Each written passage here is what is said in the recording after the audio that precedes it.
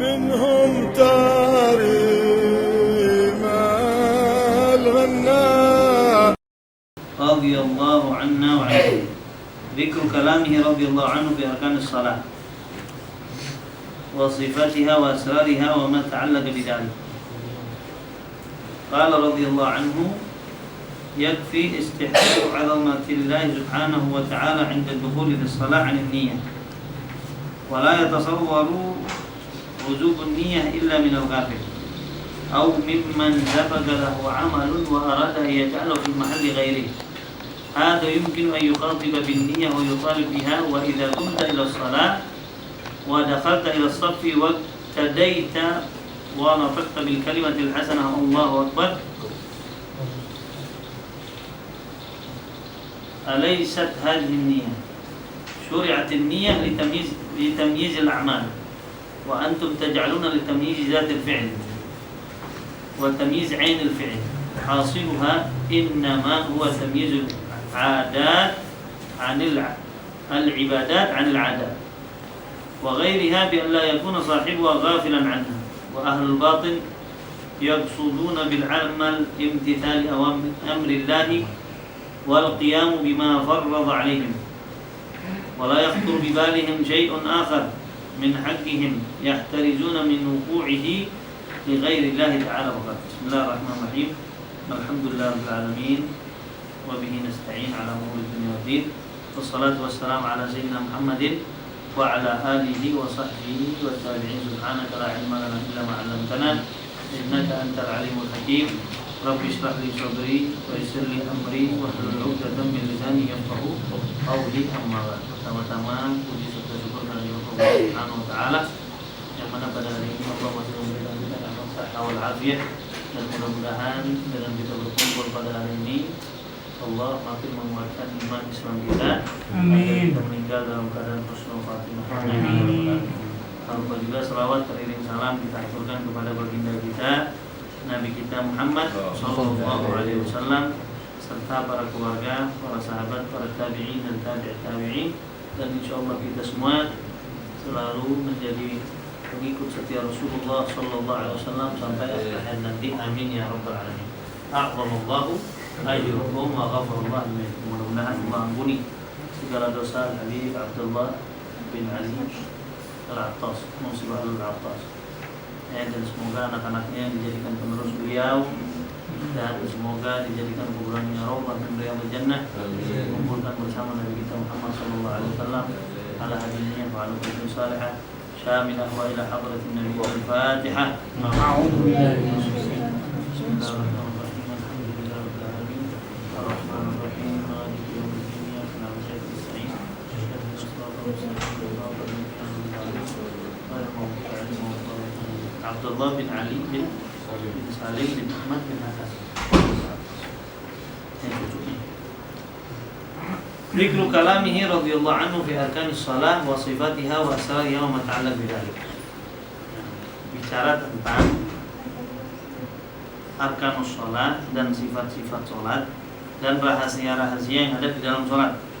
Wa ma ta'allaq bidzalik, dan ada yang apa yang ada hubungannya dengan salat. Ini ala kulli hal, intinya Nabi bilang as-salatu imadun din. Salat adalah tiang agama. Faman agamaha faqad agamatin. Siapa orang yang mendirikan salat, maka dia sudah mendirikan agama. Wa man tarakaha faqad hadama din. Siapa orang yang ninggalin satu aja salat, maka sama aja dia sudah mau menghancurkan agamanya Allah Subhanahu wa taala. Dan banyak hadis-hadis tentang salat. Rasul juga mengatakan al-farqu bainana wa bainal musyrikin tarkus salat. Perbedaan kami muslimin dan orang kafir, orang musyrik adalah mereka enggak sholat gitu, itu sholat.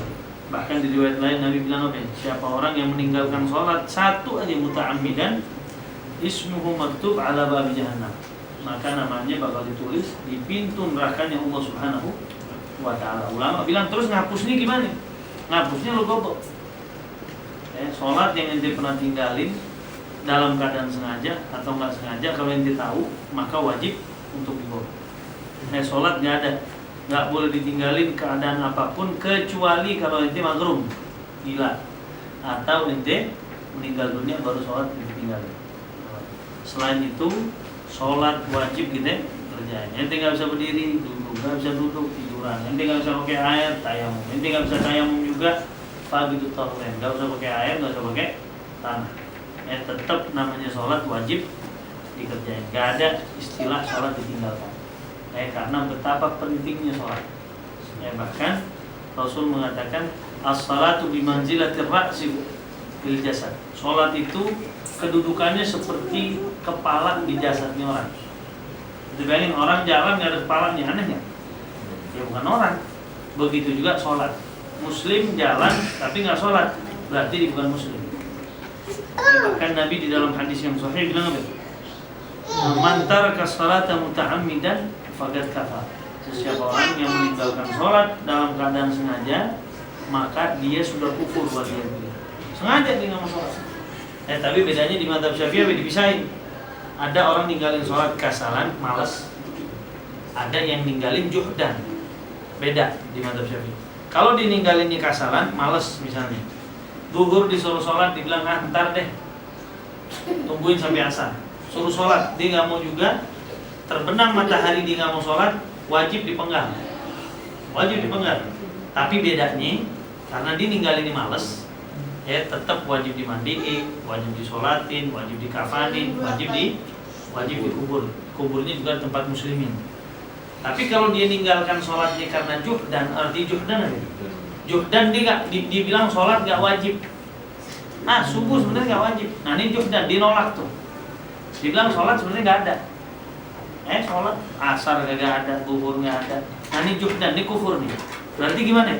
Berarti kalau ditungguin tuh zuhur, terus sholat, tetap dibilang sholat tuh nggak ada sebenarnya. Asar, terbenam matahari dia masih begitu, nggak mau tobat sama Allah Subhanahu Wa Taala, dipenggal juga kepalanya. Tapi bedanya apa? Kalau yang pertama mati dalam keadaan muslim asi, tapi yang kedua mati dalam keadaan kufur. Nggak wajib mandiin, nggak usah kafanin, nggak usah sholatin, bahkan kubur ini jangan di tempat kaum muslimin. Bahkan ulama bilang apa? Lempar aja di jalan tuh jasadnya. Itu bedanya. Tapi di mazhab Ahmad bin Hanbal tetap walaupun dia meninggalkannya dalam keadaan malas, zahirnya hadis begitu. Bisa kufur lagi. Makanya sholat betapa pentingnya. Maka wajib kita mempelajari tentang hukum sholat. Nabi Allah bilang di dalam Al-Qur'an, "Inna sholata tanha 'anil fahsya'i wal munkar." Sesungguhnya sholat itu dapat mencegah diri seseorang dari perbuatan keji dan munkar. Tapi sholat yang benar sesuai dengan rukun dan sunnah. Dia rukun yang mau kurangin, nggak sah sholatnya. Makanya banyak orang sholat, tapi tetap dia ngelakuin maksiat sama Allah Subhanahu Wa Taala. Nah di sini Habib Ahmad mau bahas tentang itu. Allah radhiyallahu anhu berkata, radhiyallahu anhu, yakfi istihdharu 'azamatillah Subhanahu Wa Taala 'inda ad-dukhul fi shalah 'an an-niyyah. Cukup menghadirkan kemuliaan Allah Subhanahu Wa Taala pada saat niat lagi sholat. Niat wajib nggak? Niat rukun dengan arkanus sholat. Ente sholat nggak pakai niat, sah nggak sholat itu? Nggak sah. Nabi bilang di dalam hadis apa? Innamal a'malu binniyat. Maka niat hukumnya wajib. Kapan itu niat? Niat ente barengin aja mata tulis. Allah hadirin tuh. Walaupun sebentar ente hadir, insya Allah sholat ente sah. Jadi wajib tuh. Illa minal ghafil aw mimman zabaga lahu amalun wa arada an yaj'ala fi mahalli ghairi hadha yumkin an yukhatiba bin niyyah. Kecuali kalau orang-orang ghafil, orang-orang yang enggak ngerti tentang niat, tapi baru itu belajar dulu tentang niat, diajarin gimana caranya. Wa idza qumta ila shalah wa dakhalta ila as-saff wa tadaita wa nataqta bil kalimatil hasanah Allahu akbar syuri'atin nih. Sebagian orang bilang begini, ana kalau udah masuk sholat, kalau udah ana dengan mengatakan Allahu Akbar, ana udah niat tuh, cukup sebenarnya. Nah ini enggak, di mazhab Syafi'i niat itu hukumnya wajib. Apa alasannya? Nah di sini Habib bilang, innama huwa tamyizul ibadat 'anil 'adat. Karena niat itu tamyiz, dapat membedakan mana itu kebiasaan, mana itu ibadah. Ente kalau mandi hari Jumat, ente mau berangkat Jumat, sunnah nggak mandi? Sunnah. Tapi kalau ente mandinya nggak pakai niat, berarti mandi biasa, bukan mandi Jumat. Ente mandi junub misalnya, ente zuat, Habis itu ente hubungan badan sama hari ente, pagi ente mau mandi. Ente mandi biasa. Ketahuan nggak tuh mandi junub? Taunya gimana? Taunya ente kalau niat. Kalau ente niat baru tahu. Oh, ini berarti mandinya mandi junub, bukan mandi biasa. Makanya niat itu penting nggak? Penting. Berarti niat fungsinya untuk membedakan mana ibadah, mana adat istiadat. Alla yakuna sahibu ghafilan anha wa ahlul batin yaqsuduna bil amal imtithal amrillah wal qiyam bima farada alaihim. Dan orang-orang yang ahli batin, pada saat semua ibadah mereka sama Allah Subhanahu wa taala, mereka betul-betul di dalam hatinya mereka tanamkan apa? Wah, ini perintah Allah. Jadi begitu tuh. Walaupun misalnya dia keluar rumah, Nabi nyuruhnya keluar rumah pakai kanan atau kiri? Kanan kiri. Nah, pada saat dia ngelangkah tuh, dia ngadirin, ini perintah, ini Rasulullah. Jadi dia hadirin tuh. Oh, Nabi kalau jalan begini. Dia kalau masuk rumah kanan atau kiri? Kanan. Oh, Nabi begini Rasulullah. Oh, habis sholat dia zikir dulu. Oh, berarti Nabi begini. Oh, berarti ini perintah. Makanya semua amal mereka jadikan itu betul-betul perintah dari Allah dan Rasulullah Sallallahu Alaihi Wasallam. Makanya sholatnya mereka luar biasa. Ibadah mereka luar biasa. Mereka baca Fatihah, wah diperintah. Bukan kayak kita ketika main-main tuh. Allah, enggak, mereka tuh benar-benar kata perintah, istihbar, kemuliaan Allah Subhanahu Wa Taala, dan ini sunnah Nabi Muhammad SAW yang diajarkan oleh Rasulullah. Makanya akhirnya mereka jadi orang yang luar biasa. Wala yakhthuru bi balihim syai'un akhar min haqqihim yahtarijuna min wuqu'ihi li ghairillahi faqat. Nah, dan di dalam hati mereka, para salafus salihin, tidak ada tujuan lain di dalam ibadah kepada Allah Subhanahu wa taala. Mereka sholatnya udah lillah. Pada saat mereka ibadah sama Allah Subhanahu wa taala, ente mau gangguin, ente mau ajak ngobrol, ente mau teriak sampingnya. Tahu enggak dia? Enggak tahu, dia tahunya Allah.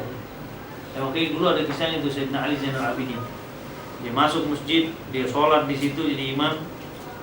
Kebakaran masjid. Kita kalau kebakaran kita mau apain?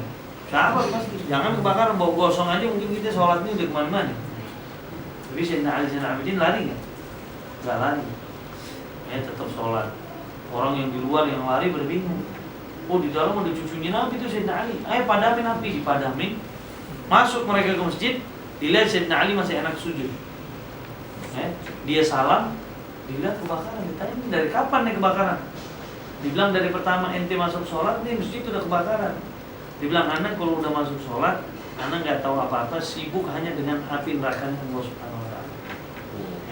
Nah, jadi mereka selalu berusaha untuk menghadirkan Allah Subhanahu Wa Taala. Nah, kita juga begitu, usahakan. Nabi pernah di majlis Nabi, sahabat-sahabatnya duduk. Nabi bilang, ente kalau doa tuh kalau bisa khusyuk, nangis.